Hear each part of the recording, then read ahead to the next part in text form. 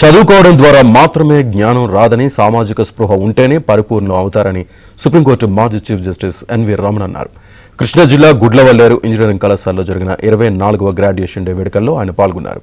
విద్యార్థులకు గ్రాడ్యుయేషన్ పట్టాలు పంపిణీ చేశారు. కళాశాల పరీక్షల్లో ఉత్తీర్ణులైన పట్టభద్రులు జీవితంలో ఎదురయ్యే పరీక్షల్లో కూడా ఉత్తీర్ణులు కావాలన్నారు. ప్రపంచంలో ఎక్కడున్నా సరే పుట్టిన ప్రాంతాన్ని, తల్లిదండ్రుల్ని మరవకూడదని సుప్రీంకోర్టు మాజీ చీఫ్ జస్టిస్ ఎన్వి రమణ తెలిపారు.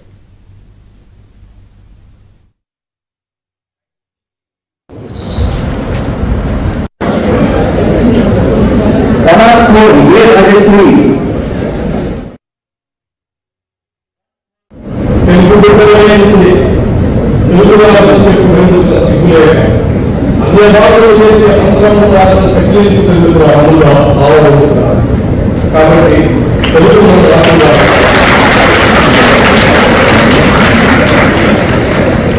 నేను ఇలాగా గ్రామీణ ప్రాంతం నుంచి ఒక ఈ జిల్లాలో కృష్ణా జిల్లాలో ఉన్నటువంటి ఒక గ్రామం నుంచి వచ్చాను.